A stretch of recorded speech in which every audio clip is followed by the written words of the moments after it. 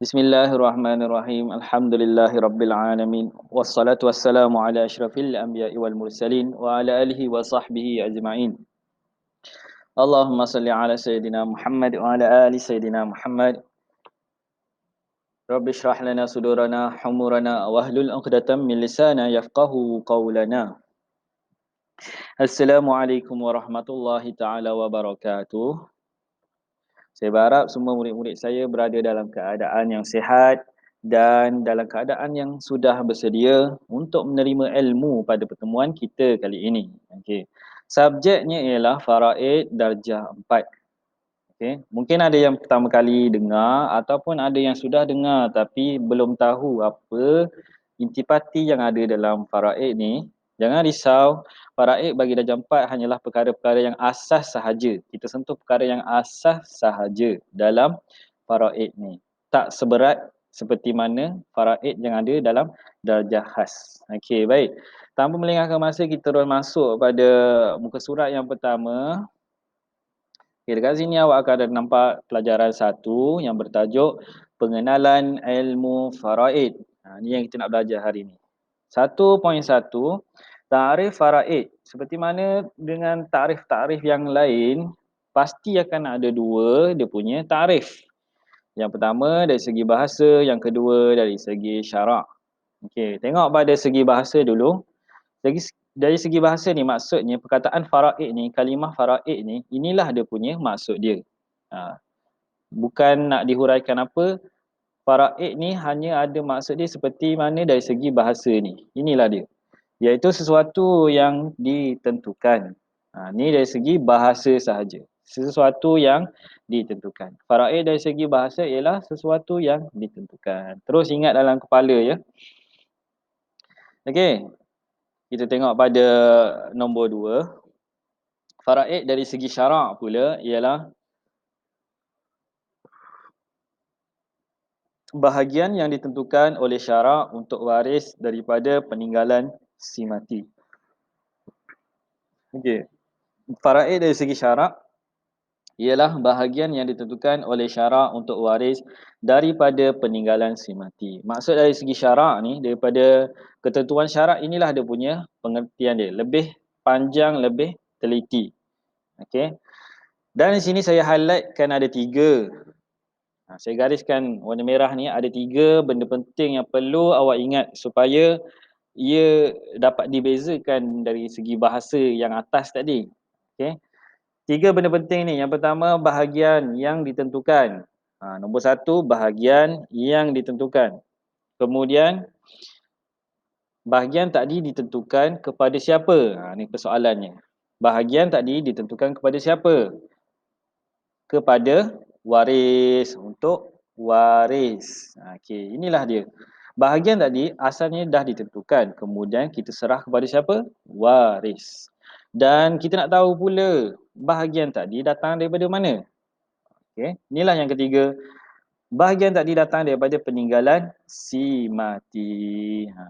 Okey, secara umumnya maksud dekat sini, orang yang meninggal dunia ni ditinggalkan apa? Harta. Dia tinggalkan harta, tak kisahlah harta berbentuk yang macam mana. Kereta ke, ataupun tanah ke, ataupun rumah ke, tak kisah. Apa-apa sekalipun yang kita sebut harta, itulah yang disebut sebagai bahagian. Dan bahagian ni ditentukan pula, dibagi-bagikan. Nak bagi macam mana? Tu nanti kita belajar. Dan siapa yang tentukan ni? Inilah syarak yang tentukan pembahagian ni. Syarak ni datang daripada mana pula? Syarak ni datang daripada aturan yang Allah tetapkan. Jadi syarak ni ataupun agama Islam tu sendiri, siapa yang menetapkan setiap hukum dalam agama Islam tu? Allah lah. Sebab Allah Tuhan semesta alam, dia tentukan, dia tetapkan setiap hukum. Kerana apa? Kerana Allah tu dah tahu makhluk dia ni bersifat macam mana. Kalau tak ditentukan, jadi apa nanti? Waris-waris ni yang terima harta ni, kalau tak ditentukan, jadi apa? Mereka akan bergaduh sesama sendiri sebab berebutkan harta yang tak ditentukan tadi. Sebab itulah dia adalah bahagian yang ditentukan, yang dah siap-siap tentu, lepas tu diserah kepada waris. Kerana untuk mengelakkan pergaduhan tadi.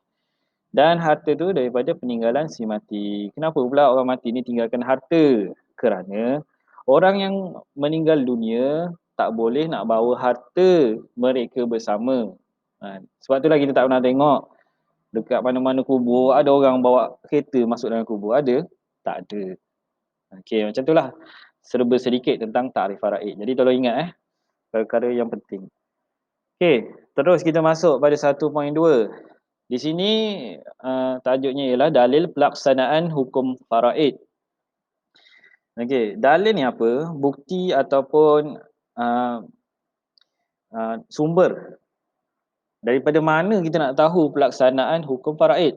Kita kena ada dalil, kena ada sumber. Kita tak boleh kata pak cik jiran sebelah kita ke yang kata hukum faraid ni tak boleh. Okey, dia mesti ada dalil dia.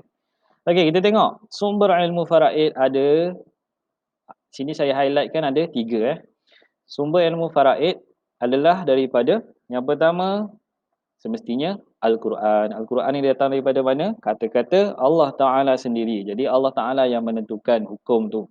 Jadi kita ambil sumber yang pertama daripada Al-Quran. Mesti dia yang pertama. Yang kedua, Al-Hadis. Al-Hadis ni datang daripada mana? Kata-kata Nabi ataupun sunnah Nabi. Okay? Inilah Al-Hadis. Nabi pun jadi rujukan kita. Selepas Al-Quran, kita rujuk kepada Nabi. Dan yang ketiga, ijma' ulama'.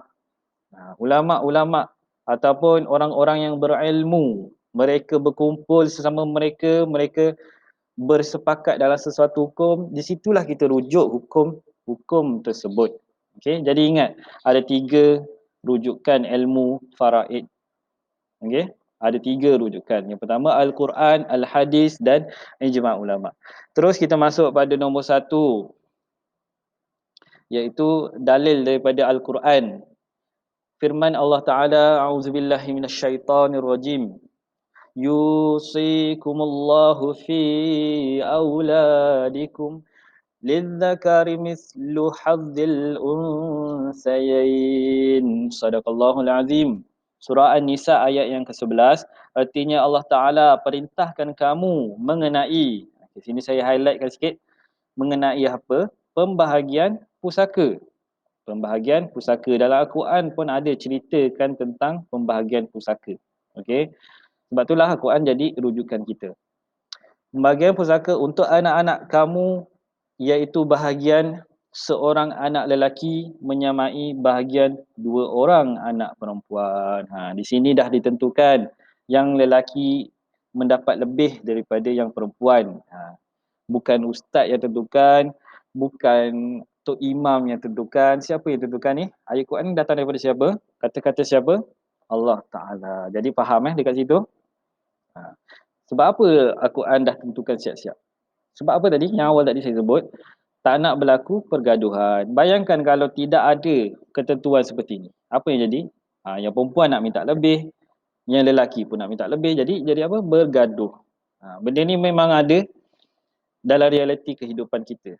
Harta ni boleh bawa gaduh. Betul? Okey. Kita masuk pada muka surat yang kedua. Muka surat yang kedua. Okey. Muka surat yang kedua kita teruskan lagi dengan dalil yang kedua, iaitu sabda Rasulullah sallallahu alaihi wasallam. Apa yang dikata oleh Rasulullah? Alhiqul faraida bi ahliha fama baqiya fahuwa liuli rajulin zakarin. Riwayat daripada Al-Bukhari dan Muslim. Artinya, hendaklah kamu berikan kadar. Ni, saya highlightkan ni kenapa? Kerana dalam hadis ni, bila dia kata berikan kadar yang ditetapkan ni, maksudnya, ia adalah berkaitan dengan pembahagian harta tadi. Maksud dengan ilmu faraid tadi kan, sesuatu yang ditentukan. Betul? Jadi, kadar ni mesti ditetapkan ataupun ditentukan. Kadar yang ditetapkan kepada yang berhak mendapatkannya, iaitu bahagian furud kepada ahli furud. Ini nanti kita belajar lebih dalam lagi lah nanti apa ni, maksud furud dan ahli furud ni.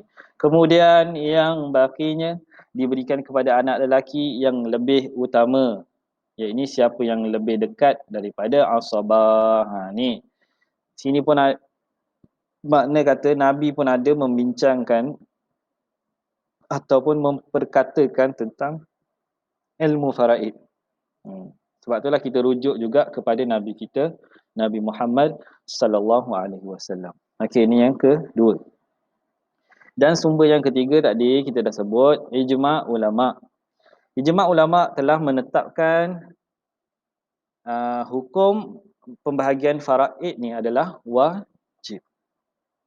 Pembahagian harta pusaka menurut hukum Islam adalah wajib. Ijma' ulama' ni siapa? Ijma' ulama' ialah perkumpulan antara orang-orang yang berilmu, yang arif tentang ilmu faraid ni. Dia berkumpul, dia bersepakat, dia menentukan sesuatu hukum. Di situlah kita sebut sebagai ijma' ulama'. Okey, selesai tiga dalil yang kita dah sebut. Jadi saya harap awak ingat semua tu. Dan kita lihat sebelum kita nak habiskan kita punya perkongsian ilmu ni, kita lihat dulu info dekat sini. Okey, dia tunjukkan dekat sini sahabat-sahabat yang masyhur dalam ilmu faraid. Ada berapa orang? Ada 4 semuanya. Yang pertama Saidina Ali bin Abu Talib, yang kedua Saidina Abdullah bin Abbas, yang ketiga Saidina Abdullah bin Mas'ud, yang keempat Sayyidina Zaid bin Thabit. Okey, ingat empat nama sahabat ni penting ni. Mungkin ada dalam soalan-soalan periksa yang akan datang. Dan ingat sebagai ilmu kita, ilmu dunia dan akhirat.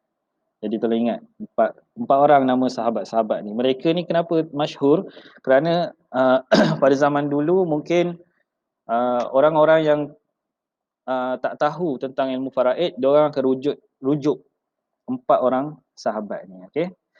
Jadi saya tak mengambil masa yang panjang untuk menerangkan lagi.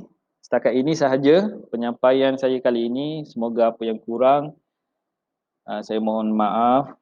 Apa yang boleh dijadikan pengajaran, kita jadikan bersama dan kita kongsikan kepada orang lain.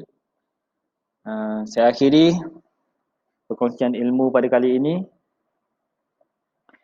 Wabillahi taufiq wal hidayah. Wassalamualaikum warahmatullahi taala wabarakatuh.